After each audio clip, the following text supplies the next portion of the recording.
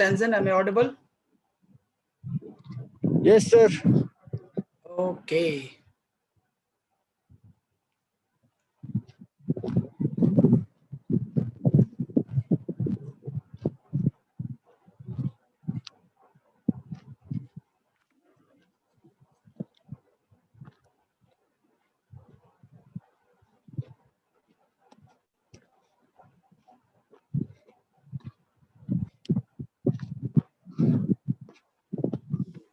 ठीक है, so last class में हम लोग I guess Coulomb's law in scalar form पढ़ रहे थे और शायद पढ़ लिया था, है ना? आपको याद होगा, let me remind you again कि if there are charges Q1 and Q1 and Q2 and if they are placed at a distance d, then electrostatic force of attraction between them as per Coulomb's law is F is equal to K Q1 Q2 upon d square. K Q1 Q2 upon d square. याद है? ये आपका last class में Coulomb's law हमने पढ़ा था. Tashi Punchuk Tashi. Am I audible? Visible? Yes, sir. Okay. मेरी screen आपको विजिबल है दोनों को? Yes, sir. ओके ओके ठीक है. एनीवेज सो ये हमने लास्ट क्लास में सीखा था Coulomb's law in scalar form. इसके बाद फिर हमने आपको वेक्टर स्टार्ट किया था. वेक्टर इसलिए स्टार्ट किया था क्योंकि हमें Coulomb's law in vector form पढ़ना था और उसके लिए वेक्टर का बेसिक कॉन्सेप्ट्स एटलीस्ट रिजोल्यूशन का और addition of vector, resultant vector, ये 2-4 चीजें कम से कम पता होना चाहिए. यानी कि वेक्टर एटलीस्ट आपको पता होना चाहिए Coulomb's law in vector form समझने के लिए. अगर आपको नहीं समझ आएगा वेक्टर, नहीं याद रहेगा वेक्टर, तो फिर ना ही हम Coulomb's law in vector form समझ पाएंगे, ना ही सुपरपोजिशन थ्योरम समझ पाएंगे, ना ही इलेक्ट्रिक फील्ड के कॉन्सेप्ट समझ पाएंगे. चैप्टर 1 चैप्टर 2 के हाफ तक बहुत दिक्कत होगी और इवन चैप्टर 4 में भी फिर आपको ये वेक्टर का यूज मिलेगा. ठीक है, तो हमें वेक्टर अच्छे से पता होना चाहिए. ठीक है, तो वेक्टर आई गेस मैंने स्टार्ट किया था. मैंने वेक्टर के बारे में क्या क्या पढ़ाया था, आपको कुछ याद है? बोलिए.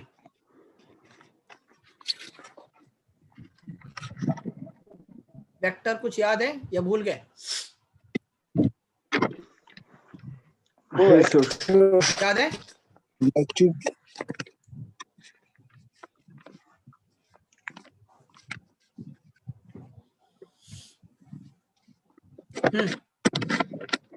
वेक्टर याद है. देखो वेक्टर क्या होता है. वेक्टर क्या होता है, हमें पता है कि जो आपका फिजिकल क्वांटिटी है, जो आप क्लास 11th में पढ़े थे फिजिकल क्वांटिटी, मैं एक बार ब्रीफली बता देता हूँ वेक्टर क्या होता है. और वेक्टर के बारे में ब्रीफली के अलावा कुछ और भी क्वेश्चंस वगैरह भी करा दूंगा ताकि Coulomb's law and vector form समझने में आसानी हो. डिस्प्लेसमेंट वेक्टर, पोजीशन वेक्टर आपको पता हो.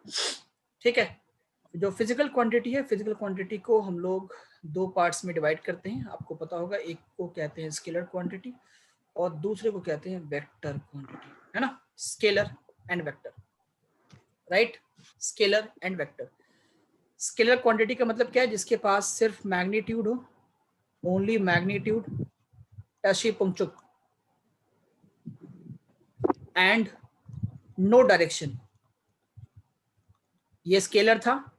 वेक्टर क्या होता है? स्टैंजन. वेक्टर का मतलब ये है कि मैग्नीट्यूड भी हो, डायरेक्शन भी है और डायरेक्शन भी हो. ये वेक्टर क्वांटिटी है. मैग्नीट्यूड भी हो और डायरेक्शन भी हो, ये आपका वेक्टर क्वांटिटी है, right? For example, yes sir.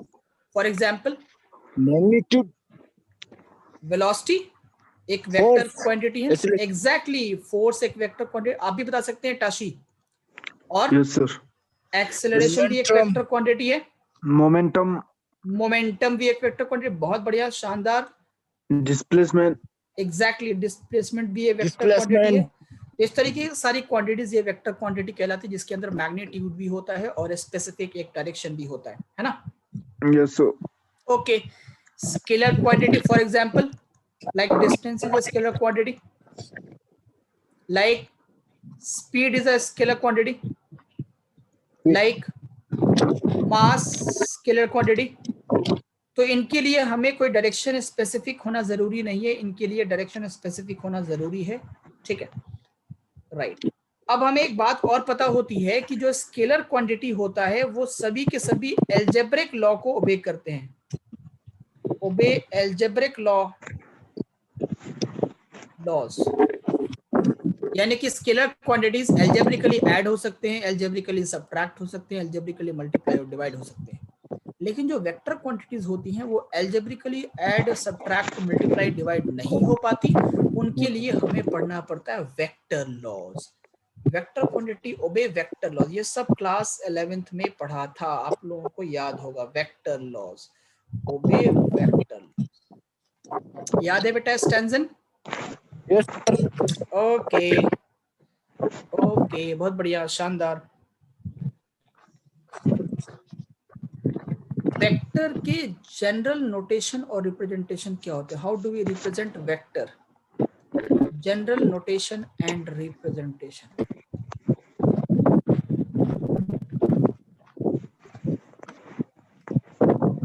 General notation and representation, देखो वेक्टर को रिप्रेजेंट करने के लिए ज्योमेट्रिकली भी एक हमारे पास वे है टू रिप्रेजेंट अ वेक्टर, और हमारे पास मैथमेटिकल वे भी है वेक्टर को रिप्रेजेंट करने का, सिंबॉलिक वे भी है वेक्टर को रिप्रेजेंट करने का।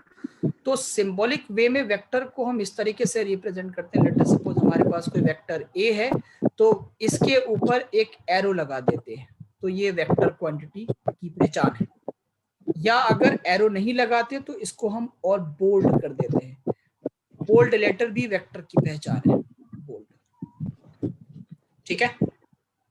लेट अस सपोज मेरे पास कोई फोर्स है, सो फोर्स वेक्टर क्वांटिटी है तो इसके ऊपर हमें एरो लगाना पड़ेगा, ठीक है। दैट इज क्योंकि यहाँ पे फोर्स की वेक्टर फॉर्म हम लिखना चाह रहे हैं, फोर्स का वेक्टर फॉर्म लिखना चाह रहे हैं, तो ये क्या होगा, मैग्नीट्यूड और साथ में एक डायरेक्शन भी होना जरूरी है। ये हो गया force in the vector form, ठीक है। अब इसमें ये 2 न्यूटन क्या है बेटा, ये क्लियर मालूम पड़ रहा है कि 2 न्यूटन एक मैग्नीट्यूड है, और ये ईस्ट क्या है बेटा, ये डायरेक्शन है। तो एक वेक्टर क्वांटिटी के पास मैग्नीट्यूड भी होगा और डायरेक्शन भी होगा, और हमें दिख रहा है कि वेक्टर हमने एफ के ऊपर एरो दिखाया है, मतलब कि ये वेक्टर क्वांटिटी, और यहाँ पे क्योंकि 2 न्यूटन लिखा है, न्यूटन जो होती है वो फिजिक्स फोर्स की क्वांटिटी यूनिट होती है, इसलिए ये फोर्स रिप्रेजेंट कर रहा है, F is force over here, right. अच्छा, वेक्टर का मैग्नीट्यूड कैसे दिखाते हैं बेटा? वेक्टर का मैग्नीट्यूड दिखाने के 2 तरीके हैं। पहला ये है कि अगर मैं फोर्स का वेक्टर फोर्स का मैग्नीट्यूड दिखाना चाहता हूं यहाँ पे, तो मैं क्या करूंगा, एफ वेक्टर एफ को मॉड में डाल दूंगा। So this is how we can represent the magnitude of vector, mod, या हम सिंपल एफ लिख देंगे। तो अगर मैं लिखता हूं मॉड एफ या simple F is equal to 2 newton, तो क्या ये स्केलर फॉर्म हो गया? बोलिए। हाँ सर, हो गया सर। एग्जैक्टली तो फोर्स का यहाँ पे मैग्नीट्यूड था 2 न्यूटन, डायरेक्शन था ईस्ट। अगर मुझे सिर्फ मैग्नीट्यूड दिखाना है तो मैं क्या लिखूंगा, F is equal to 2 newton, और अगर वेक्टर के साथ दिखाऊंगा तो मैं मॉड लगा दूंगा, this represents the magnitude of the vector, right. Okay, अच्छा, वेक्टर का ज्योमेट्रिकल रिप्रेजेंटेशन कैसा होगा? ज्योमेट्रिकली वेक्टर को कैसा दिखाएंगे? वेक्टर का जो ज्योमेट्रिकल रिप्रेजेंटेशन होगा बच्चे, वो एक एरो से होगा। किससे होगा? एरो से होगा। ये जो एरो है ये वेक्टर को रिप्रेजेंट करेगा। इसमें ये आपका एरो का हेड है और ये एरो का टेल है। कोई कुछ बोल रहा है? Standard, do you want to ask anything? No sir. Okay, vector को हम कैसे रिप्रेजेंट करेंगे? ज्योमेट्रिकली एरो से रिप्रेजेंट करेंगे। एरो का एक हेड होगा और एक टेल होगा, और ये जो लेंथ ऑफ द एरो है, this represents the magnitude of the vector. This represents the magnitude of the vector. Length of the arrow represents the magnitude of the vector, ठीक? Okay okay sir. Okay, vector के बहुत सारे types होते हैं, बहुत सारे types होते हैं, टाइप्स ऑफ वेक्टर, जिसमें दो तीन हम दिखाते हैं आपको जो इंपॉर्टेंट है, जो यूज में आएगा। टाइप्स ऑफ वेक्टर, ठीक। जो पहला है बेटा वो है को इनिशियल वेक्टर।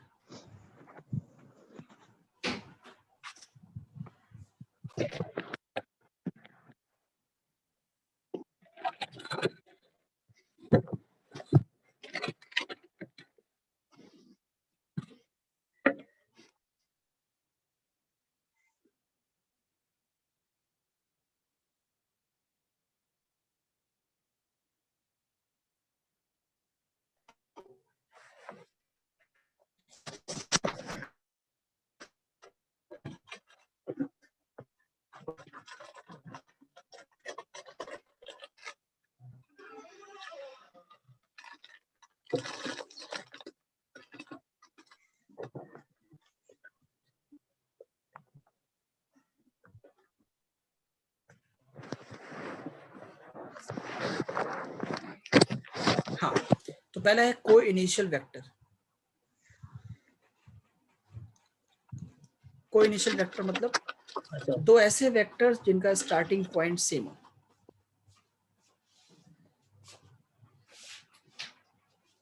दो ऐसे वेक्टर जिनका स्टार्टिंग पॉइंट सेम हो उनको कहते हैं को इनिशियल वेक्टर, ठीक है। Let us suppose this is vector A, this is vector B, दोनों का स्टार्टिंग पॉइंट सेम है, इनके बीच में angle let us suppose theta, इनको को इनिशियल वेक्टर कहेंगे, ठीक। अच्छा, दूसरा है इक्वल वेक्टर। इक्वल वेक्टर मतलब दो ऐसे वेक्टर जिनका मैग्नीट्यूड और डायरेक्शन दोनों सेम हो तो कहेंगे equal vector. Let us suppose this is vector A and this is vector B, and if I say vector A is equal to vector B, this means दोनों का magnitude और direction दोनों same हो, same magnitude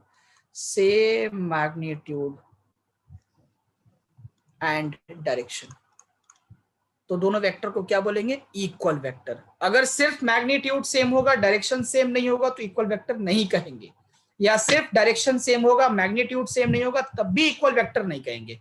condition दोनों है कि magnitude भी same होगा, डायरेक्शन भी सेम होगा, तभी इक्वल वेक्टर कहेंगे, ठीक। Number three negative vector.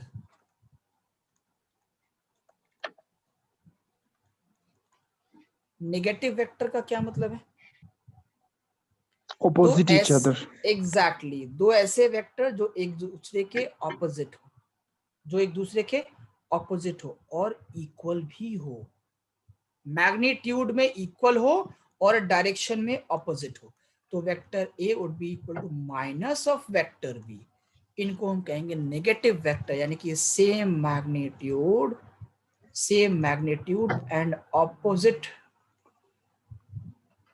Direction, same magnitude and opposite direction, तो इसको हम लोग कहेंगे नेगेटिव वेक्टर। कोई दिक्कत? No, sir. ओके सर, बहुत बढ़िया सर। आगे देखिए,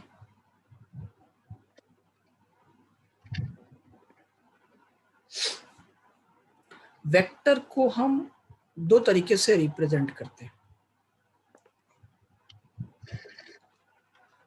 दो तरीका है जिससे वेक्टर को हम रिप्रेजेंट करते हैं, रिप्रेजेंटेशन ऑफ वेक्टर। एक है बेटा पोलर फॉर्म, एक है वेक्टर को रिप्रेजेंट करने का तरीका दैट इज पोलर फॉर्म, और दूसरा वे है कार्टेशियन फॉर्म। एक है पोलर फॉर्म और दूसरा है कार्टेशियन फॉर्म। पोलर फॉर्म क्या होता है? पोलर फॉर्म का मतलब ये कि अगर वेक्टर्स को मैं ग्राफिकली ऐसा ही रिप्रेजेंट करता हूं that this is a vector A acting in this direction, this is a vector B acting in this direction, and vector A and vector B are acting at an angle theta with each other. This is the polar form of vectors, ठीक। अगर मैं Cartesian form की बात करता हूं तो Cartesian form का मतलब ये, late us suppose any vector A that is equal to something 2i cap plus 3j cap plus 1 या plus k cap only, तो तो जब ये आई जे और के, आई जे के क्या है वो आगे बताऊंगा। तो जब आई जे के फॉर्म में वेक्टर्स को रिप्रेजेंट करते हैं तो इसको कार्टेशियन फॉर्म कहते हैं। आई जो है वो एक्स एक्सिस पे होता है, जे वाई एक्सिस पे होता है, के जेड एक्सिस पे होता है। और हमें पता होता है कि आई एक्स वाई और जेड जो एक्सिस रिप्रेजेंट होते हैं इनको कार्टेशियन सिस्टम कहते हैं, है ना बच्चे। इसीलिए ऐसे रिप्रेजेंटेशन को Cartesian form of representation of vectors कहते हैं, राइट। कोई दिक्कत? No sir. Very good sir. ये आवाज किसकी, टाशी की आई है? स्टेंजन कहाँ सो गए? दोनों की आवाज मुझे चाहिए ना। Yes sir. हाँ बेटा, दोनों माइक ऑन रखेंगे और रिस्पॉन्ड करते रहेंगे, हाँ या ना, नहीं आएगा तो ना, हाँ आएगा तो हाँ। इतनी बेसिक बात बताने की जरूरत नहीं है, आई गेस इतनी कॉमन सेंस तो हम सब में होती है ना। कॉमन सेंस, हालांकि common sense is not common, but common इतना सेंस तो होता ही है कि रिस्पॉन्ड करना होगा, हाँ आएगा तो हाँ, नहीं आएगा तो ना, है ना Tashi. Yes sir. Okay sir. Unit vector क्या होता है बेटा? यूनिट वेक्टर जिसका मैग्नीट्यूड 1 हो। सिंपल है कि मैंने कल भी बताया था आपको कि देखो कल भी बताया था वेक्टर्स के बारे में और थोड़ी सी बात बताई थी, सिर्फ यूनिट वेक्टर बताया था। मैंने सोचा कि आपको बेसिक्स वेक्टर की बता दिया जाए, तभी यूनिट वेक्टर बताया जाए और तभी जाके वेक्टर एडिशन बताया जाए, तभी जाके आपको वेक्टर का रेजोल्यूशन बताया जाए, तभी जाके वेक्टर के प्रोडक्ट बताया जाए, राइट। तो मैंने कल बोला था आपको कि वेक्टर का के मैग्नीट्यूड का कोई लिमिटेशन नहीं है कि वेक्टर कितना बड़ा हो सकता है, कितना छोटा हो सकता है। वेक्टर के डायरेक्शन का भी कोई लिमिटेशन नहीं है कि वेक्टर किस दिशा में वर्क कर सकता है, किसी भी पर्टिकुलर दिशा में वेक्टर वर्क कर सकता है इन द स्पेस, और कोई भी उसके मैग्नीट्यूड हो सकता है, 1, 10, 50, 90, 70 कुछ भी हो सकता है वेक्टर का मैग्नीट्यूड। जैसे वेलोसिटी है तो वेलोसिटी 1 मीटर पर सेकंड भी हो सकता है, 20 मीटर पर सेकंड हो सकता है, 50 मीटर पर सेकंड हो सकता है, और वेलोसिटी का direction north, east, south, west कुछ भी हो सकता है, नो लिमिटेशन, ठीक। लेकिन कुछ ऐसे वेक्टर्स हमारे पास होते हैं या हमें चाहिए जिसका मैग्नीट्यूड सिर्फ 1 हो। ऐसे स्पेसिफिक वेक्टर्स जिनका मैग्नीट्यूड सिर्फ 1 हो, हमने मैग्नीट्यूड पे लिमिटेशन लगा दी। तो जब वेक्टर के मैग्नीट्यूड पे लिमिटेशन लगा देंगे, हमें सिर्फ वैसे वेक्टर छानना है जिसका मैग्नीट्यूड सिर्फ 1 हो, उनको यूनिट वेक्टर कहेंगे। स्टिल इनका डायरेक्शन भी कुछ भी हो सकता है, यूनिट वेक्टर का डायरेक्शन कुछ भी हो सकता है। हमने सिर्फ मैग्नीट्यूड पे फिल्टर लगाया है कि ऐसे वेक्टर्स जिनका मैग्नीट्यूड 1 हो, क्यों कोई किसी भी डायरेक्शन में एक्ट करे, that is called as a unit vector, ठीक है। Yes sir. Any vector having magnitude 1, एकदम बेसिक से पढ़ा रहा हूं बेटा, इसलिए कुछ भी छूटना नहीं चाहिए और कुछ भी ऐसी बात नहीं स्किप नहीं करना हमको जो समझ में नहीं आए। नहीं आए समझ तुरंत पूछना, क्योंकि अगर नहीं आएगा तो चैप्टर 1 के आगे के जितना पोर्शन जिसमें इलेक्ट्रिक फील्ड पढ़ेंगे हम लोग, उन सब में परेशानी होगी, क्योंकि सारा कैलकुलेशन हम लोग वेक्टर का ही करने जाएंगे, चाहे सुपरपोजिशन पढ़ेंगे या फिर और भी जितने भी टॉपिक्स आके के पढ़ेंगे। इसके अलावा चैप्टर 4 में फिर हम लोग को ये प्रॉब्लम आएगी, इसलिए वेक्टर को एकदम अच्छे से पक्का करके चलना है। So any vector having magnitude 1, magnitude 1 बोले तो यूनिटी, मैग्नीट्यूड यूनिटी बोले तो 1, एंड एनी डायरेक्शन, कुछ भी दिशा हो सकता है, सिर्फ हमने मैग्नीट्यूड पे फिल्टर लगाया, ऐसे वेक्टर को कहते हैं unit vector, called as unit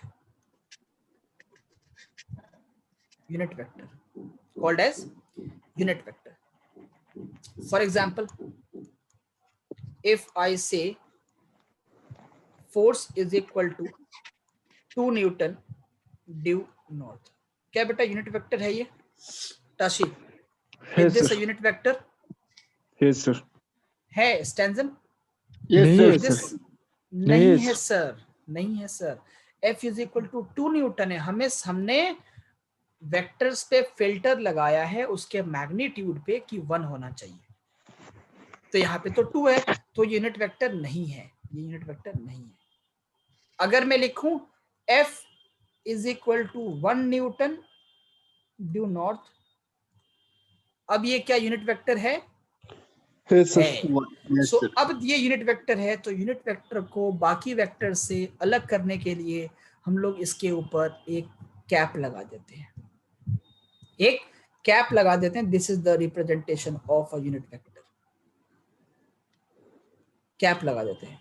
बाकी वेक्टर से अलग करने के लिए, हालांकि है भी, ये भी वेक्टर ही है, बट बाकी वेक्टर से अलग करने के लिए कहीं भी तुमको कैप दिखे मतलब कि वो यूनिट वेक्टर है, उसका मैग्नीट्यूड 1 होना चाहिए। ठीक है, कोई ठीक है दिक्कत? Sir. Yes, no sir. Sir. Okay sir. अच्छा, No, sir. अगर, वेरी गुड, अगर मान लो मेरे पास कोई वेक्टर ए है, ठीक है, और मुझे इस वेक्टर को यूनिट वेक्टर बनाना है तो क्या करूंगा?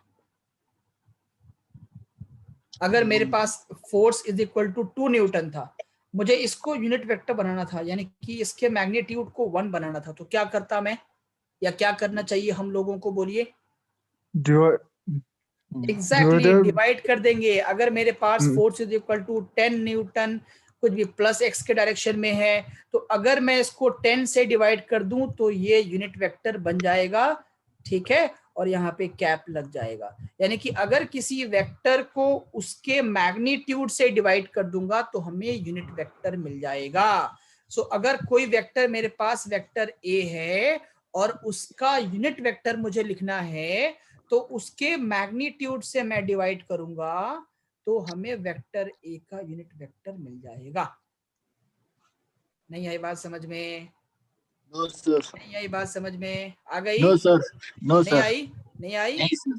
नहीं. अच्छा अच्छा, ठीक है। जैसे फॉर एग्जांपल देखिए, मान लीजिए for example, late us suppose I have a force having 20 Newton due east. ठीक है बेटा? Yes, sir. अब हाँ, यूनिट वेक्टर का डायरेक्शन तो कोई भी हो सकता है, लेकिन मैग्नीट्यूड 1 करना है हमको। तो अगर मुझे इस फोर्स का यूनिट वेक्टर लिखना है तो क्या करूंगा? इसके मैग्नीट्यूड को 1 बनाने के लिए क्या करूंगा? Divide. एग्जैक्टली, तो वेक्टर एफ को 20 न्यूटन को 20 से डिवाइड कर दूंगा। इस डायरेक्शन में कोई चेंजेस नहीं करते हैं, सिर्फ मैग्नीट्यूड को 1 बनाना है। तो 20 से 20 कैंसिल होगा तो बचेगा 1, है ना? बचा ना 1? Yes, sir. मैंने क्या किया, मैंने क्या Yes, किया? sir. हाँ, मैंने क्या किया, इसी Divide फोर्स के किया। मैग्नीट्यूड से डिवाइड कर दिया, यानी कि वेक्टर एफ पहले था, अब वो उसके मैग्नीट्यूड से डिवाइड होके बन गया यूनिट वेक्टर, यानी कि unit vector of force will be equal to vector F divided by magnitude of vector F. आई बात समझ? Yes, sir. Very good.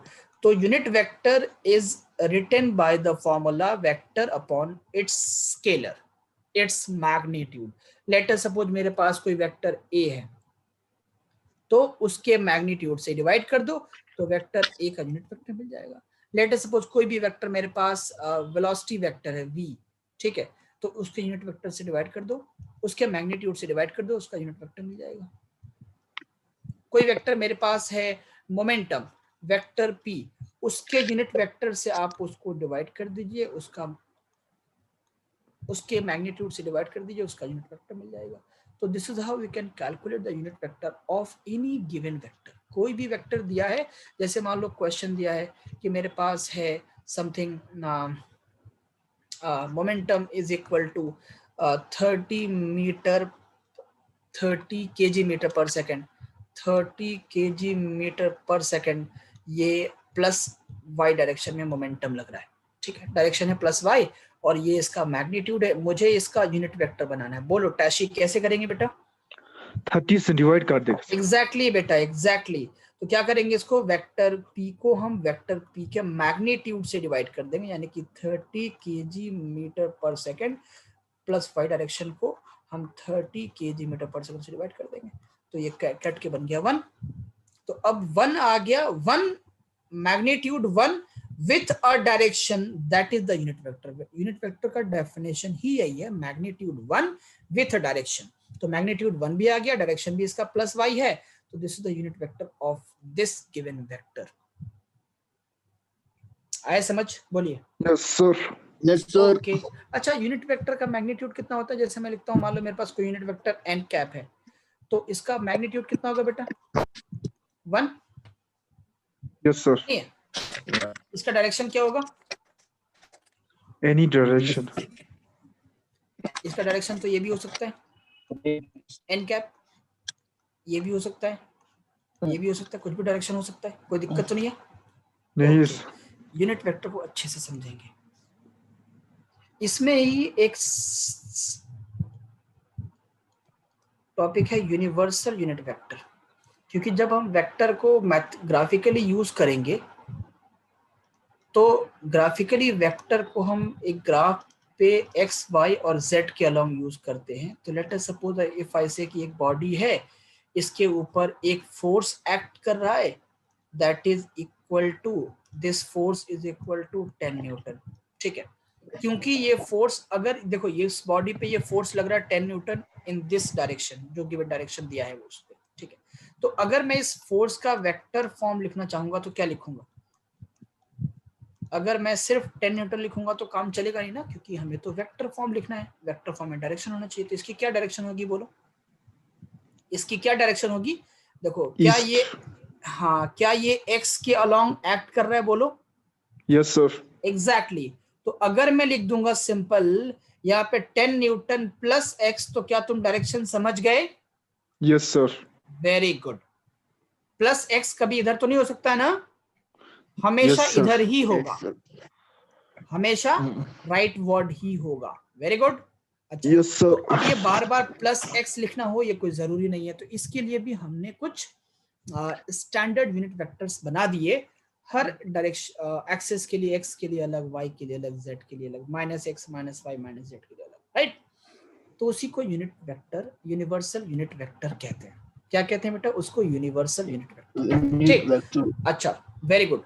ये आपका वाई डायरेक्शन था। अगर मैं ये कहता कि अगर एक फोर्स इधर F2 है, this is acting in this direction with the value of which is 5 Newton, तो F2 का मैग्नीट्यूड तो 5 न्यूटन है, लेकिन अगर मैं बोलूंगा, जिससे पूछूंगा जवाब वही देगा, स्टेंजन जवाब देंगे इस वक्त, कि F2 वेक्टर फॉर्म लिखना चाहता हूं तो क्या लिखूंगा मैं? स्टेंजन। Vector form, sir. हाँ, आपके पास सिर्फ मैग्नीट्यूड है, आपको इसका वेक्टर फॉर्म लिखना है। क्या करिएगा आप? 1. इसका मैग्नीट्यूड कितना है बेटा? 5 न्यूटन। 5 Newton. मैग्नीट्यूड तो आपको पता है। डायरेक्शन बोलिए क्या होगा? ये डायरेक्शन तो आपको दिख रहा है, बोलिए कौन सा डायरेक्शन है ये? ऊपर. ऊपर, यानी कि plus y. Plus. Yes, sir. तो ये Plus y. वेक्टर फॉर्म हो गया। Yes, sir. Very good. अब इसी इन जगहों पे प्लस एक्स और प्लस वाई के जगहों पे मैं कुछ यूनिवर्सल यूनिट वेक्टर यूज करूंगा। देखिए समझिएगा बेटा गौर से।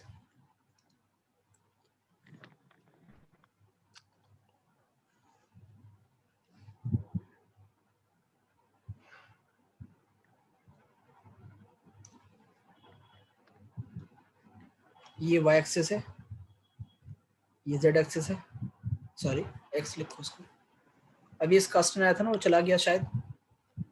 ये x एक्सिस है, ये y एक्सिस, ये z एक्सिस है। ठीक, x के अलोंग जो यूनिट वेक्टर यूज करेंगे वो होगा i कैप। y के अलोंग जो यूनिट वेक्टर यूज करते हैं that is j cap. And z के along Tashi K. k cap. तुम सो रहे हो? नहीं sir. You are yawning? No sir. No, okay. You should not yawn na during the class. Yes sir. Okay. तुम बोलोगे sir कितनी पाबंदियां लगाते हो आप? अच्छा बेटा बोलो, इसके x के ऑपोजिट डायरेक्शन में क्या ये माइनस एक्स होता है? Yes sir. ओके, तो यहाँ पे यूनिट वेक्टर कौन सा होगा? Minus i cap. Minus y cap. वेरी गुड। अच्छा, y के ऑपोजिट में होगा minus y cap, Yes sir. Minus y axis, तो ये होगा minus j cap, K cap. है ना? अच्छा, z Yes, के sir. ऑपोजिट क्या होगा सर? ये माइनस के कैप, है ना? तो ये Yes, sir. Universal unit vector. अब मेरे क्वेश्चन को फिर से सुनो और जवाब देना। अब जब मैंने लिखा f vector f is equal to 10 newton plus x, इसके जगह पे मैं अगर लिख दूं 10 आई कैप, क्या तब भी इंफॉर्मेशन प्रॉपर मिल गई आपको? Yes sir. 10 बोले तो मैग्नीट्यूड ऑफ द फोर्स, यानी कि force having magnitude 10 Newton acting along positive x axis, correct? Yes sir. ये Correct. पूरा इंफॉर्मेशन आपको सिर्फ इतने से मिल गया। हमारे लिए कन्वीनियंट हुआ नहीं हुआ? Yes sir. Very good. अच्छा, मैं F2 is equal to 5 newton plus y की जगह सिर्फ 5 जे कैप लिखूंगा तो काम चलेगा? Yes, sir. Very good, very very good. चलो, ये हुई ना बात। ऐसे ही हमें उसको समझते हुए चलना है, ठीक है।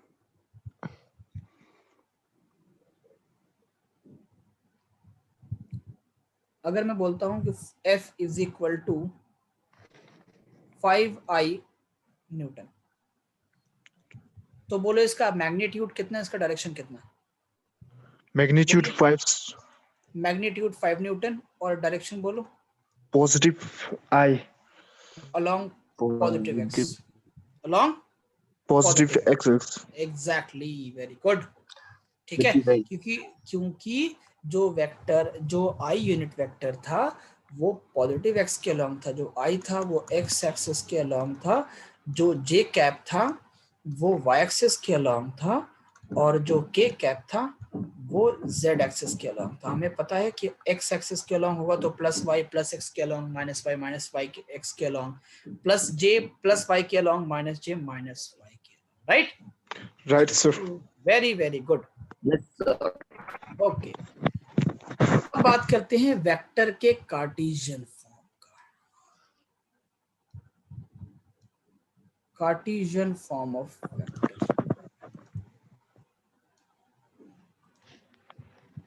कार्टेशियन, अच्छा, वेक्टर के बीच में एंगल लेना जानते हो आप? वेक्टर के बीच में एंगल कैसे लेते हैं? देखो, मैं ये भी लिख देता हूँ, एंगल बिटवीन वेक्टर्स। वेक्टर के बीच में एंगल हमेशा लेते हैं हम टेल से टेल मिला के। आप हिंदी सॉन्ग सुनते हो? Yes, sir. Yes, अच्छा, sir. बहुत पहले एक मूवी आई थी जिसका, इस मूवी का नाम था ताल, अनिल कपूर की मूवी थी, और उस मूवी में एक गाना था, ताल से ताल मिला। यहाँ पे क्या करेंगे, जब वेक्टर्स के बीच में एंगल लेना होगा हमें, तो हम टेल से टेल मिलाएंगे।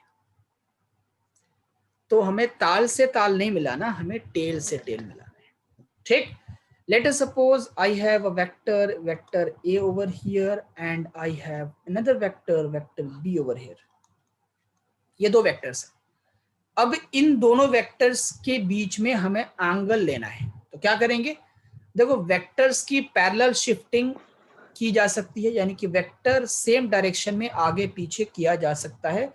कंडीशन ये है कि वेक्टर का मैग्नीट्यूड नहीं चेंज होना चाहिए और वेक्टर का डायरेक्शन भी चेंज नहीं होना चाहिए। यानी कि इस वेक्टर को मैं पीछे भी खिसका सकता हूं और आगे भी खिसका सकता हूं, इधर ही इसी लाइन पे, ठीक है? अगर मैं इस लाइन पे खिसकाना चाहता हूं, बस डायरेक्शन सेम रहना चाहिए। इधर भी किधर भी खिसका सकते हैं, डायरेक्शन सेम रहना चाहिए, मैग्नीट्यूड चेंज नहीं होना चाहिए, ठीक है? अच्छा, तो क्या करूंगा, जब मुझे इन वेक्टर्स के बीच में एंगल बताना होगा तो दोनों वेक्टर्स के टेल से टेल मिलाएंगे। क्या करेंगे? टेल से टेल मिलाएंगे, राइट? Right, sir. अच्छा, Yes, तो मैं sir. क्या करूंगा, वेक्टर ए को यहाँ लिखूंगा और वेक्टर बी को वहां से उठा के यहाँ, वहां से उठा के ऐसे ऐसे ऐसे ऐसे ऐसे ऐसे ऐसे ऐसे वेक्टर बी को यहाँ बना दूंगा। देखो, मैग्नीट्यूड कौन सेम रहा और डायरेक्शन भी सेम रहा, ठीक है? ये जब दोनों का टेल से टेल मिल गया तो ये जो एंगल होगा इनके बीच में, यही वेक्टर के बीच में एंगल होगा। आई बात समझ? Yes, sir. ओके, टेल से टेल मिल गया, जब टेल से टेल मिलेगा तो एंगल बिटवीन द वेक्टर्स मिल जाएंगे। टेल से हेड नहीं मिलना चाहिए। टेल से, जैसे मान लो फॉर एग्जांपल, यहाँ पे एक वेक्टर है, यहाँ पे एक वेक्टर है और ये एक vector, this is vector A, this is vector B, ठीक है? और ये एंगल दिया है 120 डिग्री। बोलिए बेटा, वेक्टर्स के बीच में एंगल कितना है? 0, जल्दी बोलिए, 120. वेक्टर्स के बीच में यहाँ पे एंगल कितना है? नहीं है सर। कोई एंगल ही नहीं है, नहीं। कोई एंगल ही नहीं है। नहीं है सर, क्योंकि टेल टेल नहीं जुड़ा है। तो टेल टेल जोड़ना पड़ेगा ना आपको। हाँ सर। अगर जोड़ा नहीं तो जोड़ना पड़ेगा, है ना? हाँ सर। क्या करेंगे, वेक्टर ए को मैं आगे शिफ्ट कर दूंगा। पैरेलल शिफ्टिंग की जा सकती है, मैंने बोला पैरेलल शिफ्टिंग की जा सकती है। तो वेक्टर ए को जब आगे शिफ्ट करूंगा तो अब तो टेल से टेल मिल गया ना। हाँ सर। तो ये एंगल बोलिए कितना होगा? स्टैंजन 60। जिसने बोला सही बोला, अपने अपनी पीठ थपथपा लो खुद से। 60 थपथपा लिया पीठ। Yes sir. ओके ठीक है गुड। तो ये हो गया 60 degree the angle between vector and vector B. तो एंगल आप इजीली निकाल सकते हो, बहुत मुश्किल चीज है नहीं। ये पोलर फॉर्म था राइट। अच्छा एक और Yes. क्वेश्चन देके फिर आगे बढ़ता हूँ। एक वेक्टर ए है और दूसरा वेक्टर बी है और तीसरा वेक्टर सी है। ठीक है, क्वेश्चन ये कि फाइंड द एंगल बिटवीन पहला ए एंड बी। पहले वेक्टर ए और बी के बीच में एंगल बताइएगा, फिर वेक्टर ए एंड सी के बीच में एंगल बताइएगा, and third is vector B and C. Come on, vector A और बी के बीच में एंगल बताना है, फिर बी सी ए सी के बीच में बताना है, फिर बी और सी के बीच में बताना है। जल्दी से बताइए।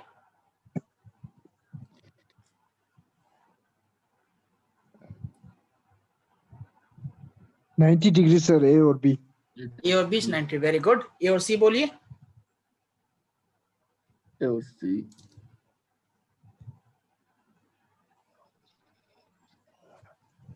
ए और सी के बीच में एंगल बोलिए। ठीक है सर।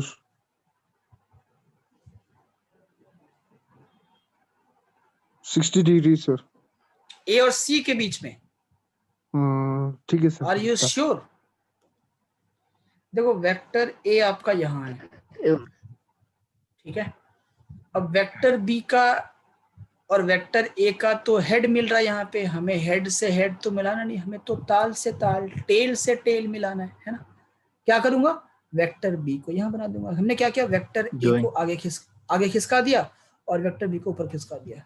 यस तो ये आ गया, ये वेक्टर बी आ गया, ये वेक्टर ए आ गया। इनके बीच में एंगल कितना हो गया, 90 डिग्री। बहुत बढ़िया, शानदार। अभी बताना है वेक्टर ए और बी हो गया, अब ए और सी बताना है। सी किधर है बेटा, सी तो इसी डायरेक्शन में है ना। Yes sir. Yes sir. तो ए और सी के बीच में एंगल बोलो, 0 डिग्री। पैरेलल वेक्टर्स है ना। यस और सर। बी और सी एंगल बोलिए। Yes sir.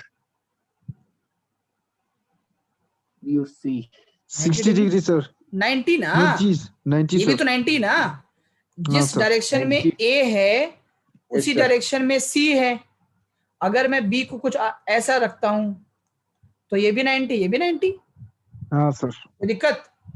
No sir. Very good, no sir. Very good. ठीक है, now see the Cartesian form of vectors. अच्छा पढ़ रहे हैं आप लोग। अगर इसी तरीके से वेक्टर समझ गए तो Coulomb's law and vector form बहुत मजा आएगा। Cartesian form of vectors, Cartesian form. मैंने बोला था कार्टेशियन फॉर्म में आई जे के का यूज करेंगे, है ना। Yes sir. Cartesian form Yes, of sir. Vectors का रिप्रेजेंटेशन है vector A is equal to, कोई भी vector A is equal to a1 i cap, यानी कि a1 is the coefficient of i cap, यानी कि magnitude of vector a in x direction is a1, a2 j cap and plus a3 k cap। यहाँ पे a1 क्या है, a1 जो है वो x डायरेक्शन में इसका मैग्नीट्यूड है। a2 क्या है, मैं लिख देता हूँ मैग्नीट्यूड इन x एक्सिस या x डायरेक्शन।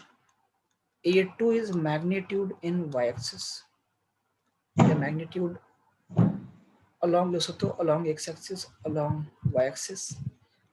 a3 क्या है, a3 is the magnitude along z axis। ठीक, आप याद करो जब क्लास 10th 9th में थे या 11th में भी थे, तो अगर 10th 9th में आपका मैथ्स तो था ही, तो जब आप कोऑर्डिनेट ज्योमेट्री पढ़ते थे, ये y एक्सिस था, ये x एक्सिस था, किसी पॉइंट को मुझे लोकेट करना है तो क्या करते थे, x और y की वैल्यू लिखते थे कि x पे कितना वैल्यू आया और y पे कितना वैल्यू आया, है ना।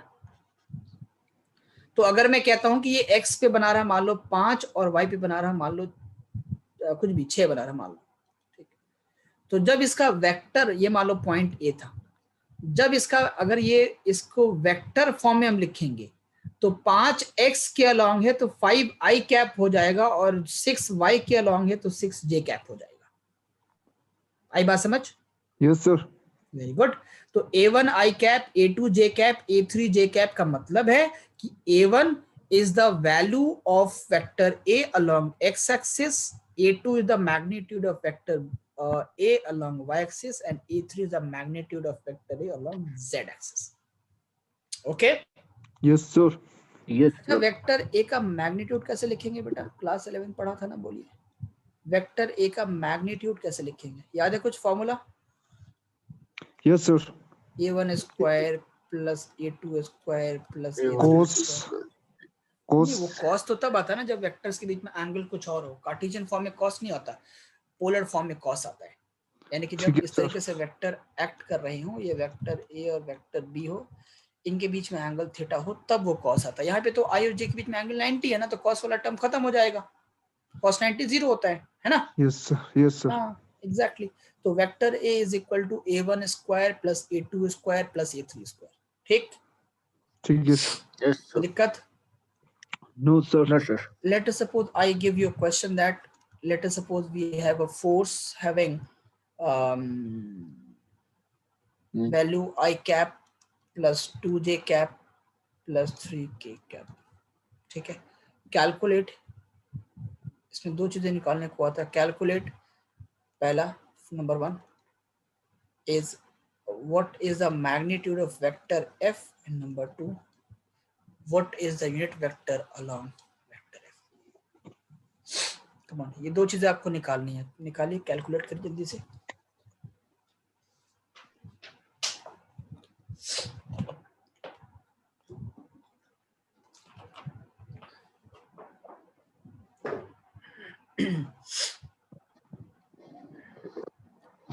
Calculate it. Yes sir. पहले तो इसका मैग्नीट्यूड कैलकुलेट करना है, इसके बाद फिर इसका यूनिट वेक्टर इसके अलोंग कैलकुलेट करना है। Just do it.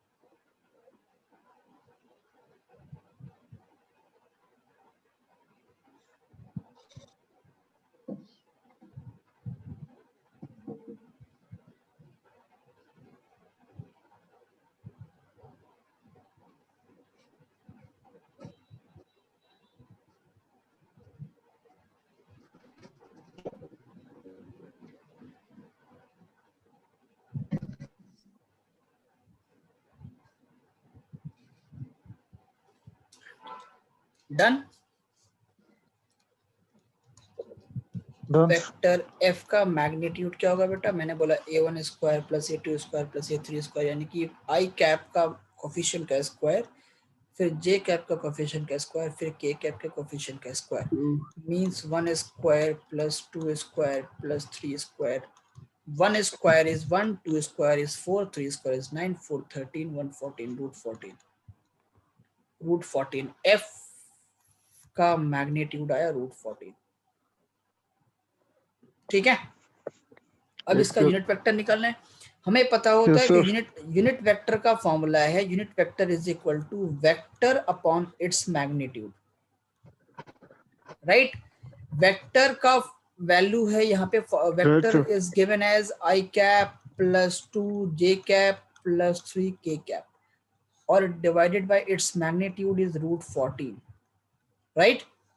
सो अगर मैं Yes, इसको sir. ब्रेक Right, करूंगा sir. तो ये आएगा 1/√14 i cap plus 2/√14 j cap plus 3/√14 k cap. This is the unit vector of this force vector, this vector force. इस वेक्टर की यूनिट वेक्टर क्या मिलेगा हमको, ये मिलेगा।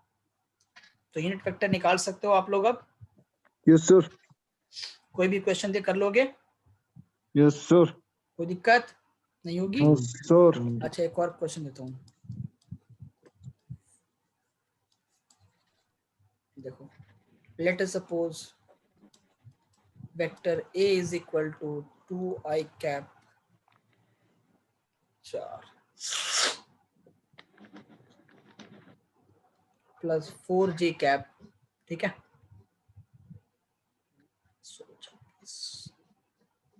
प्लस 4k कैप, ठीक है।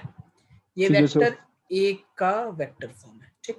अच्छा वेक्टर बी भी देता हूं मैं समथिंग, मान लो 4i cap minus 2j cap minus 4k cap, ठीक। Find number 1 magnitude of A, number 2 magnitude of B, number 3 is unit vector of A, number 4 unit vector of B. चलो come on do it fast. Yes, sir.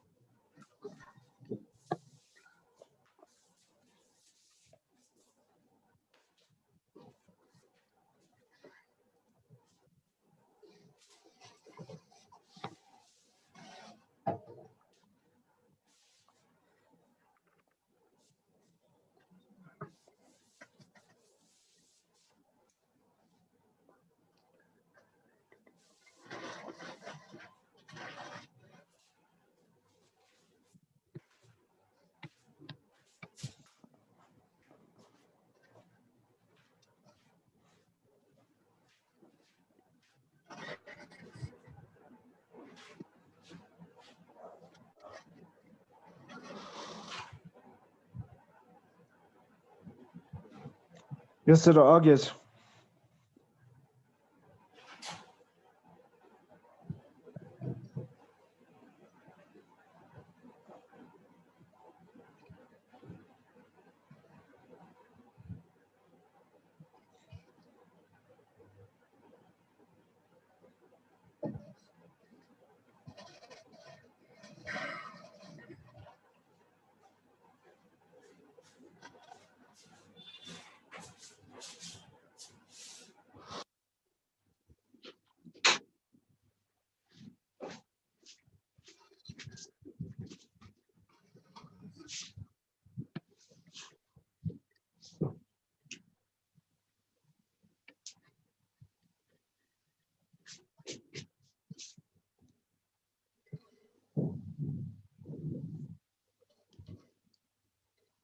हो गया, हो गया sir. चलो बताइए ए का magnitude कितना है बताइए। √36 sir. √36. √36 की वैल्यू क्या होगी, √36 का 6 sir. 6, तो सीधा 6 बोलिए ना। हाँ sir. 2 square plus 4 square plus 4 square is 16 plus 16 32 plus 4 root 36 बोले तो 6. Very good. वेक्टर बी की वैल्यू बताइए, मैग्नीट्यूड ऑफ बी बोलिए. root 4 4 square plus minus 2 square plus minus 4 square. तो again 16 minus 2 square is 4 minus 4 square is 16. Again it is 16 plus 16 plus 4, that is root 36, that is 6. तो A का magnitude भी 6 और B का magnitude भी 6. अब हमें यूनिट वेक्टर बताना है. Unit vector along A, right. तो क्या होगा, ये होगा 2i cap plus 4j cap plus 4. देखो फॉर्मूला क्या लिखेंगे, unit vector is equal to vector upon scalar, right. तो vector A upon scalar A. ठीक.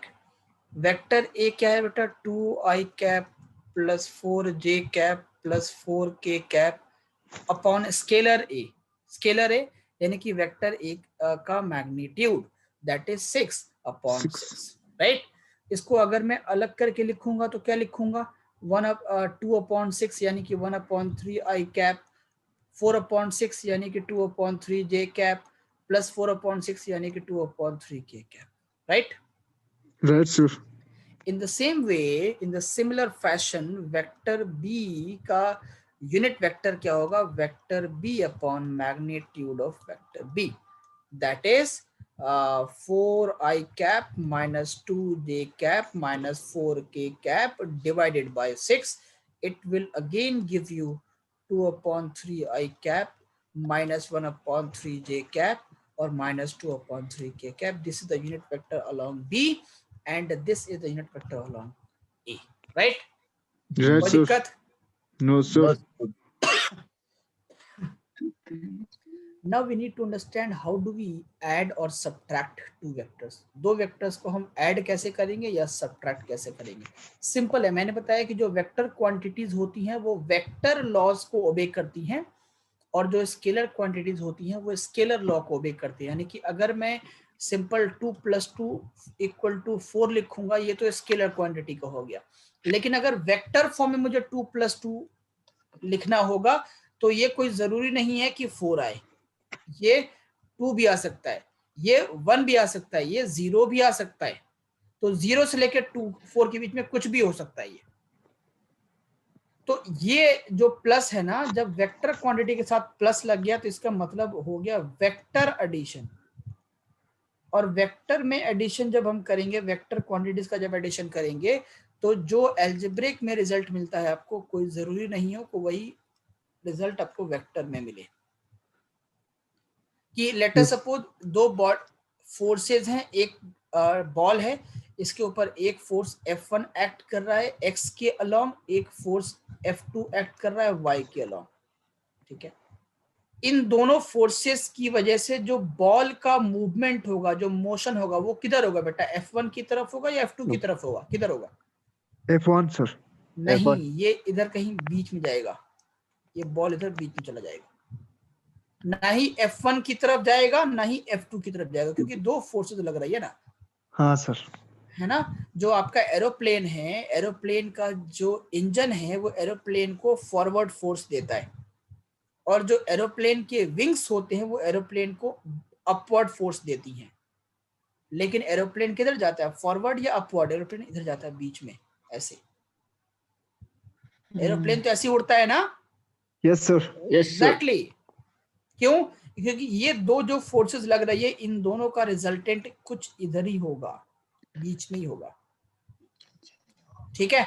तो अगर Yes, मेरे sir. पास अगर ये फोर्स स्केलर क्वांटिटी होता तो F1 F2 का सम 4 होता, या तो F1 के अलोंग होता या F2 के अलोंग होता, बट ऐसा होता है नहीं. हम देख रहे हैं कि जब दो बॉडी पे फोर्स लगा रहे हैं, एक x के अलोंग एक y के अलोंग, तो बॉडी का मूवमेंट ना x के अलोंग हुआ ना y के अलोंग हुआ, इन दोनों के बीच में हुआ. यानी कि एग्जैक्टली 4 नहीं आएगा, ये 4 से अलग भी आ सकता है. तो स्केलर फॉर्म का एडिशन सब्ट्रैक्शन बहुत इजियर था, जो हम लोग अलजेब्रा में अब तक पढ़ते आए थे, लेकिन वेक्टर एडिशन थोड़ा सा अलग होता है. ठीक है. Yes sir. हाँ, देखिए हाउ डू वी ऐड और सब्ट्रैक्ट वेक्टर? जब वेक्टर फॉर्म में ऐड करना होगा तो सिंपल फॉलो होगा, लेकिन जब देखो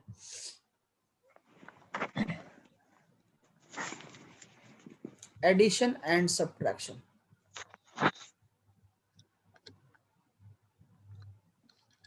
addition and subtraction of vectors in polar form. पहले polar form को देख लेते हैं, ठीक है। Let us suppose हमारे पास एक वेक्टर है, vector A that is equal to something 3i cap, polar form cartesian system लिखूंगा, चलो 3i cap plus 4j cap plus 3k cap। एक दूसरा वेक्टर है vector B that is equal to minus i cap plus 2j cap minus 4k cap, right. ये दो vectors हैं। अगर मैं आपसे पूछता हूं बच्चों, टाशी एंड स्टैंजन दोनों, if we need to write vector A plus vector B, what we will do? We will just write 3i cap plus 4j cap plus 3k cap plus minus i cap plus 2j cap minus 4k cap, ये तो करेंगे। Yes sir. अब यहाँ पे Yes, जब sir. Scalar होता तो क्या होता? सारे एक दूसरे से ऐड हो जाते, 4 3 3 1 2 4 सब ऐड हो जाते। लेकिन यहाँ पे कंडीशन है, आई वाला सिर्फ आई वाले से ऐड होगा, जे वाला सिर्फ जे वाले से ऐड होगा, और के वाले का ऑपरेशन सिर्फ के साथ होगा। सारे अलग अलग हैं, आई अलग है, जे अलग है, के अलग है, हालांकि है सेम ही क्वांटिटी। हालांकि अगर वेक्टर मान लो वेक्टर ए फोर्स होता तो ये सारे फोर्स का ही मैग्नीट्यूड बता रहे हैं अलग अलग दिशा में, लेकिन फिर भी उनको 3 + 4 + 3 दैट इज इक्वल टू 10 हम नहीं लिख सकते थे। इसको मैं 10 नहीं लिख सकता हूँ, ये रॉन्ग है, क्योंकि ये ऐड नहीं होता ऐसे। अभी तो ये डिफरेंट है स्केलर से, अगर ये डिफरेंट नहीं होता तो फिर हमें पढ़ने की क्या जरूरत पड़ती? नहीं पड़ती ना, है ना। अच्छा, तो 3i माइनस आई कितना होगा बेटा? 2i। 2i 4j plus 2j कितना होगा? 6j प्लस 3, हाँ प्लस 3k माइनस 4k कितना होगा? Minus 7k। माइनस के ना, प्लस 3k माइनस 4k है ना, minus 4, Yes, sir. Minus 4k। तो vector a plus vector b comes out to be this one, 2i cap plus 6j cap minus k cap, right? Right sir. Okay, sir. If I ask what will be the result of vector A minus vector B, what we will do? We will just write vector A 3i plus 4j plus 4k, 3i cap plus 4j cap plus कितना था? plus 3k cap minus vector B कितना है? Minus i cap plus 2j cap minus 3k cap, right? Right sir. Okay, sorry ये 4k। Okay, subtract करना है तो देखो 3i minus into minus plus हो जाएगा ना, प्लस 3i प्लस i कितना होगा? 4i। 4i 4j और minus into plus minus, 4j minus 2j कितना होगा? Plus 2j। 3k minus into minus plus 3 + 4 7, 7k। ये होगा vector a minus vector b, right? Yes sir. यहीं पे मैं आपसे अगर पूछ लूं मेरे बच्चों, मेरे प्यारों, मेरे लाल, मेरे पीलों, अगर मैं यहीं से पूछ लूं कि vector a plus vector b का मैग्नीट्यूड बताओ, vector a plus vector b का मैग्नीट्यूड बताओ, क्या करोगे? ये स्क्वायर प्लस ये स्क्वायर प्लस ये स्क्वायर, यस है सर। ना, यानी हाँ कि sir. 2 Yes, square plus 6 square plus minus 1 square, 2 2 जा 4, 6 6 जा 36 प्लस 1, 36 4 40 और 1 41, रूट 41, है ना। अगर मैं सर। इसे पूछता vector b minus vector a minus vector b का मैग्नीट्यूड बताओ, तो क्या करते आप? Simple, this square plus this square plus this square, यानी कि i j k के फॉर्म में कुछ भी एक्सप्रेशन होगा एडिशन ऑफ वेक्टर का रिजल्ट हो, या सब्ट्रैक्शन ऑफ वेक्टर का रिजल्ट हो, या किसी भी कोई भी काइंड ऑफ वेक्टर हो, कुछ भी हो, doesn't matter. A plus B भी तो एक वेक्टर ही आएगा ना। हाँ सर। वेक्टर ए को वेक्टर बी से ऐड करेंगे तो अल्टीमेटली एक वेक्टर ही आएगा। फोर्स को फोर्स से ऐड करेंगे तो रिजल्ट भी फोर्स ही होगा। वेलोसिटी को वेलोसिटी से ऐड करेंगे तो रिजल्ट भी वेलोसिटी होगा। एक्सेलरेशन को एक्सेलरेशन से ऐड करेंगे तो रिजल्ट भी एक्सेलरेशन ही होगा। इन द सिमिलर फैशन अगर मैं वेक्टर ए को वेक्टर बी से ऐड करता हूं तो कुछ अदर वेक्टर सी आ सकता है, वेक्टर ही आएगा अल्टीमेटली। Yes sir. अच्छा, vector A minus vector B करता हूं तो वेक्टर माइनस वेक्टर अल्टीमेटली आएगा तो कोई वेक्टर ही है ना। नहीं है। और उस नहीं आएगा, आएगा सर, आएगा ना। आएगा सर। हाँ, तो नहीं आएगा क्यों बोला तुमने। So 4 square plus 2 square plus 7 square, तो that is 16 plus 4 plus 49। 16 plus 4 is 20, 20, 49 is 69. This is how we'll do it, right? Right. Okay, sir. आगे देखो,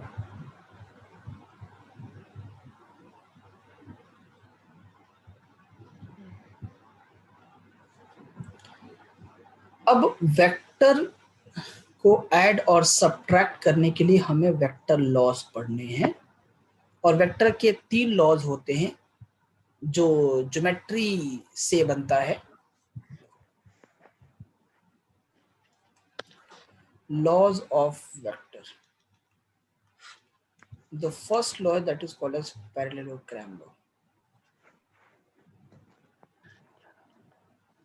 The second law is called as triangle law. कौन बात कर रहा है ऐसे?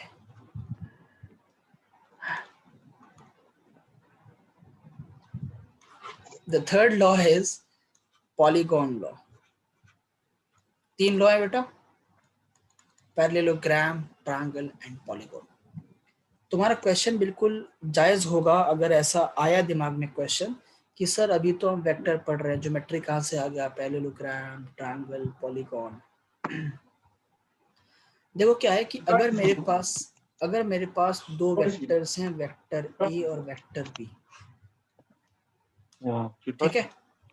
Vector A और वेक्टर बी मेरे पास अगर 2 वेक्टर्स है, सपोज इनके बीच में एंगल मान लो थीटा है, तो अब मुझे वेक्टर ए को वेक्टर बी से ऐड करना है। जब वेक्टर ए को वेक्टर बी से ऐड करूंगा तो कोई तीसरा वेक्टर समथिंग वेक्टर सी होगा या वेक्टर आर होगा, कुछ भी होगा, ठीक। क्वेश्चन ये उठता है कि उस वेक्टर आर का मैग्नीट्यूड तो हम बता देंगे, डायरेक्शन कैसे बताएंगे।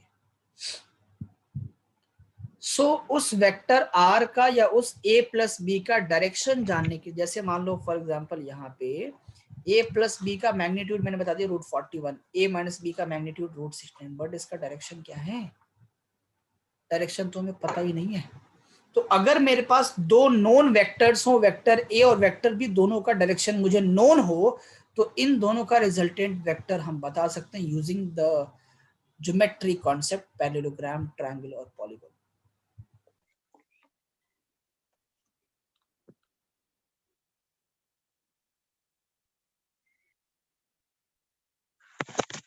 ठीक है, ओके। तो कैसे लॉ यूज करेंगे वो समझते हैं।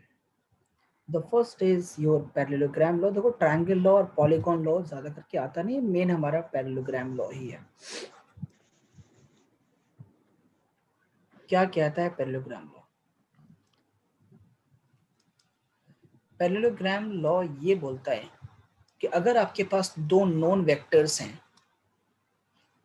वेक्टर्स दोनों को इनिशियल होने चाहिए। क्या होने चाहिए? को इनिशियल, यानी दोनों वेक्टर्स का स्टार्टिंग पॉइंट सेम होना चाहिए। So if I have 2 co-initial vectors, vector A and vector B, दोनों के बीच एंगल थीटा है, तो आप क्या करो, आप एक पैरेललोग्राम ड्रॉ कर दो। वेक्टर ए की पैरेलल एक लाइन खींच दो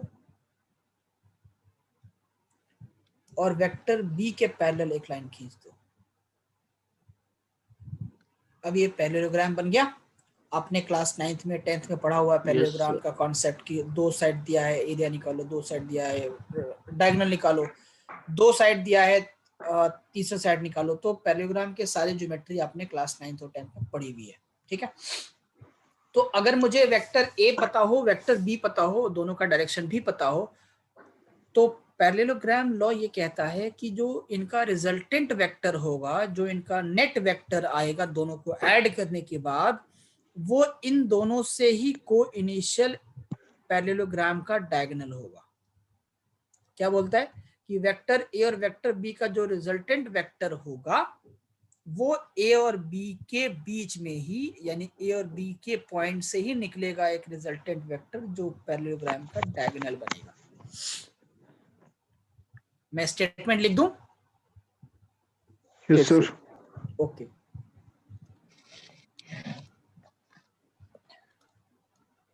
If two sides of a parallelogram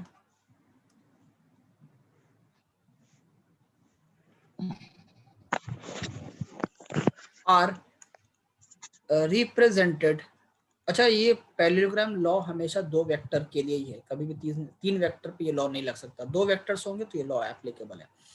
If two sides of a parallelogram are represented by any two sides, or if two sides of a parallelogram are represented by any, if two adjacent sides, if two adjacent sides of parallelogram are represented by any two vectors, then their resultant vector, resultant मतलब कि इनका दोनों का जो net vector आएगा add करने के बाद, then their resultant vector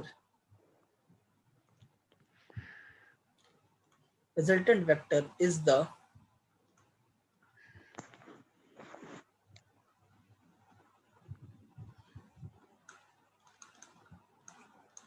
co-initial diagonal of the parallelogram। इन दोनों का जो रिजल्टेंट होगा वो को इनिशियल डायगोनल होगा। डायगोनल तो ये भी हो सकता था, लेकिन ये वाला नहीं लेंगे। क्यों? क्योंकि ये को इनिशियल नहीं है। कौन सा लेंगे? यहां से यही वाला लेंगे, ये को initial. This will be the resultant vector, और ये जो रिजल्टेंट वेक्टर आर होगा that will be equal to vector A plus vector B. ठीक है, इसमें तीन चीजें निकालने को आती। अच्छा एक चीज और है कि इसके लिए कंडीशंस लिख लो पहले कि ये एप्लीकेबल कब है। जो पहला कंडीशन ये है कि दो वेक्टर्स ही ले सकते हैं एक बार में, टू वेक्टर्स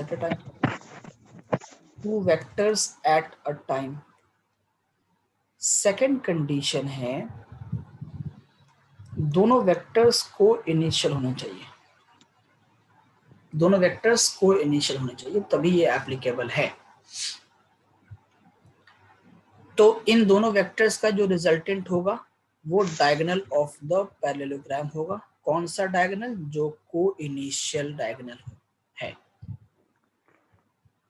ठीक ठीक है सर। Okay sir. इसमें तीन चीजें हमें निकालना होता है। पहला होता है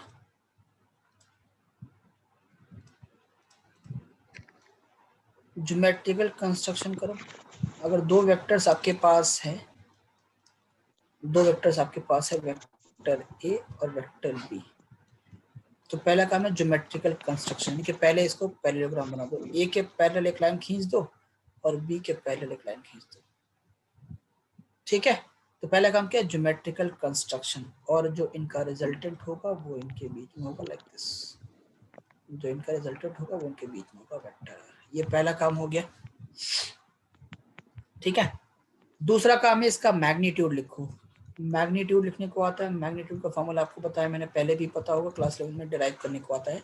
डिराइव यहाँ पे करने की जरूरत नहीं है, मैग्नीट्यूड आपको पता होना चाहिए। वेक्टर आर की जो मैग्नीट्यूड होती है वो होता है बेटा A square plus B square plus 2ab cos theta. ठीक है Stanzin? Yes sir. Very good sir. Third thing, you need to tell the direction. आपको डायरेक्शन बताना होगा। डायरेक्शन कैसे बताओगे आप? देखो tan इनवर्स हाँ, tan, देखिए अब डायरेक्शन कैसे बताना होगा। अगर मुझे वेक्टर ए का स्पेसिफिक डायरेक्शन पता हो और वेक्टर बी का भी स्पेसिफिक डायरेक्शन पता हो, वेक्टर ए का स्पेसिफिक डायरेक्शन पता हो, वेक्टर बी का मुझे स्पेसिफिक डायरेक्शन पता हो, ठीक, एग्जैक्टली जैसे मान लो ये आपका नॉर्थ है, ये आपका ईस्ट है, ये आपका साउथ है, ये आपका वेस्ट है, और कोई फोर्स इस डायरेक्शन में मान लो 60 डिग्री पे एक्ट कर रहा है, तो क्या एफ का स्पेसिफिक डायरेक्शन है? F is acting 60 degree from east, specific direction है ना। तो अगर यस मैं सर किसी वेक्टर का सिर्फ एंगल बता देता हूं तो उस एंगल से हमें स्पेसिफिक डायरेक्शन, एग्जैक्ट डायरेक्शन मिल जाएगी। वेक्टर हमें ए का एग्जैक्ट डायरेक्शन पता है, बी का एग्जैक्ट डायरेक्शन पता है, आर का एग्जैक्ट डायरेक्शन बताना है तो क्या करेंगे, किसी से वेक्टर ए से या बी से कोई एंगल ले लो, अल्फा या बीटा कुछ भी ले लो, और वेक्टर आर का एंगल बता दो ए से या बी से, तो आपको आर का एग्जैक्ट डायरेक्शन मिल जाएगा। ठीक, यहाँ पे tan alpha is equal to होता है b sin theta a plus और b cos a theta plus b cos। बहुत बढ़िया, कौन बोला ये? वो Tashi Stanzin, Tashi sir Tashi sir, okay अच्छा आपने बोला, बहुत बढ़िया बेटा, शानदार। तो b sin theta upon a plus b cos theta. अब ध्यान रहे कि b ऊपर लेना है या a ऊपर लेना है, ध्यान रहे ये b किधर होगा a किधर होगा, ध्यान रहे। पहले काम देखो, tan का फॉर्मूला क्या बेटा, tan इज इक्वल टू होता है साइन अपॉन कॉस, पहले ये लिख दो, ठीक है। अब आपने एंगल कंसीडर किया है ए से, ए के साथ ना, जिसके साथ आप एंगल कंसीडर करोगे वो अकेला आएगा, और जो दूसरा वाला वेक्टर होगा वो ऊपर भी आएगा और वही नीचे भी आएगा। अगर मैं मान लो यहाँ पे ये एंगल बीटा लिख लेता हूँ मान लो फॉर एग्जांपल, और मैं tan बीटा लिखना चाहता हूँ, tan beta, in that case में क्या लिखूंगा, इन दैट केस में लिखूंगा a cos a sin theta upon b plus a cos theta. tan beta लिखना चाहता हूं तो यहाँ पे एंगल इस बार मैंने b से कंसीडर किया ना, तो जिसके साथ एंगल कंसीडर करेंगे वो तन्हा होगा, वो अकेला होगा, दूसरा वाला ऊपर भी होगा नीचे भी होगा। तो मैंने b के साथ एंगल कंसीडर किया बीटा, तो a ऊपर भी होगा साइन थीटा के साथ भी, कॉस थीटा के साथ भी, और जिसके साथ एंगल लिया वो अकेला रहेगा। ठीक है, आई बात समझ यस सर या नहीं आई? यस सर ओके, अब यहां से मुझे एंगल लिखना है, तो अल्फा इज इक्वल टू क्या होगा, tan inverse b sin theta upon a plus b cos theta. ये है इनवर्स ट्रिग्नोमेट्री। आपका पीसीएम है या पीसीबी है?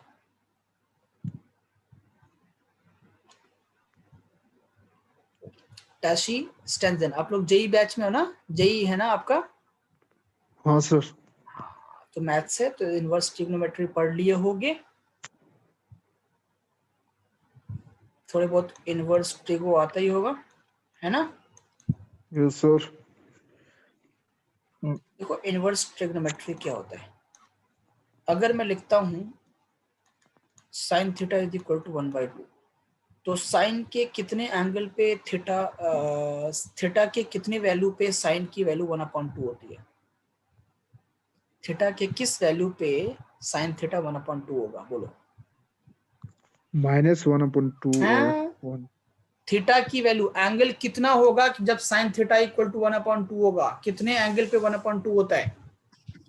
साइन 30 या साइन 45 या साइन 60 या साइन 90, कितने पे 1/2 होता है?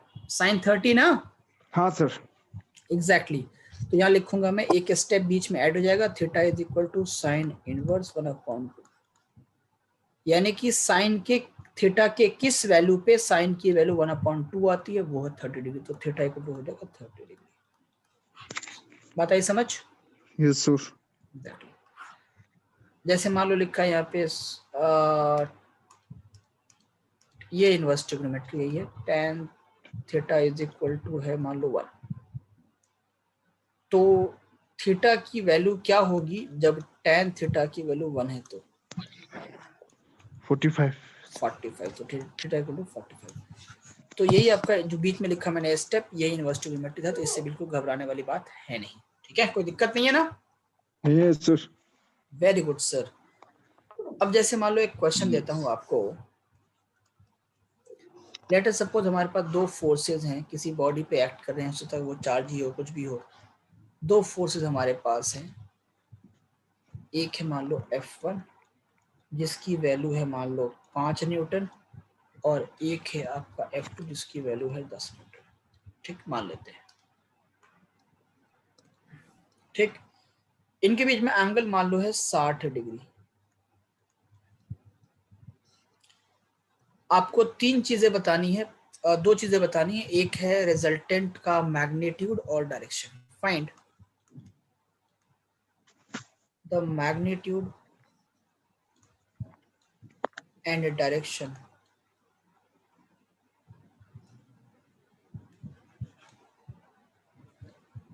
and magnitude and direction of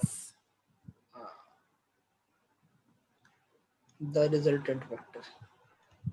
जो F1 F2 का रिजल्टेंट होगा उसका हमें मैग्नीट्यूड बताना है, उसका डायरेक्शन बताना है। मैंने बोला तो 3 स्टेप में करना है। पहला स्टेप क्या होगा? Geometrical construction. तो पहले स्टेप में क्या करो, ए की जगह पे F1, बी की जगह पे F2 लिखो और इस तरीके से पैरेललोग्राम बना लो। सेकंड स्टेप में मैग्नीट्यूड आपको निकालना है, थर्ड स्टेप में आपको डायरेक्शन बताना है। तो 3 स्टेप्स आपको लगाने हैं। 3 स्टेप लगाइए और जल्दी से बताइए। स्टेप 1 मैं लगाता हूँ, ये F1 ये F2। पहला काम क्या है, ज्योमेट्री बना दो, पैरेललोग्राम बना दो। ठीक, और इसका जो रिजल्टेंट होगा वो इसके डायगोनल पे होगा, है ना? This angle is 60 degree. ये रिजल्टेंट आर वेक्टर कह देता हूं मैं। तो वेक्टर ये आपका ज्योमेट्रिकल कंस्ट्रक्शन हो गया। This is geometrical construction. Geometrical construction ये हो गया। इस एंगल को मैं कह लेता हूं अल्फा। ठीक, सेकंड पार्ट है मैग्नीट्यूड निकालना। तो मैग्नीट्यूड बताइए, मैग्नीट्यूड का फॉर्मूला क्या है बेटा? a square plus b or square का मैग्नीट्यूड, हाँ, A square plus B square plus 2ab cos theta. यहाँ पे ए की जगह पे F1 है और F1 की वैल्यू है 5 न्यूटन और F2 का वैल्यू है 10 न्यूटन। ठीक है, तो ये क्या होगा? F1 square plus F2 square plus 2F1 F2 cos कितना है एंगल दोनों के बीच? 60 डिग्री, तो 60 डिग्री। ठीक है, F1 की वैल्यू है 5 का स्क्वायर, F2 की वैल्यू है 10 का square plus 2 into 5 into 10 into cos 60 की वैल्यू होती है 1/2। 2 से 2 कैंसिल, 10 5 जा 50, 50 plus 10 is 50 plus 100 is 150 plus 25 is 175, 175। तो होगा 5√7, 5√7 न्यूटन।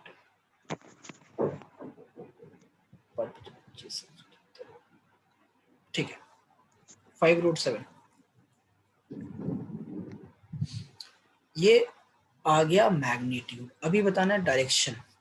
तो थर्ड स्टेप है डायरेक्शन। डायरेक्शन के लिए आप क्या करेंगे, लिखेंगे tan alpha is equal to same वही b sin theta upon a plus b cos theta. Formula पहले लिख लो। आपने जिसके साथ एंगल कंसीडर किया है उसको a मान लो। एंगल आपने कंसीडर किया F1 के साथ तो इसको a कह लो, और जो ऑपोजिट वाला है वो b कह लो। तो a sin theta tan alpha equal to b sin theta upon a plus b cos theta.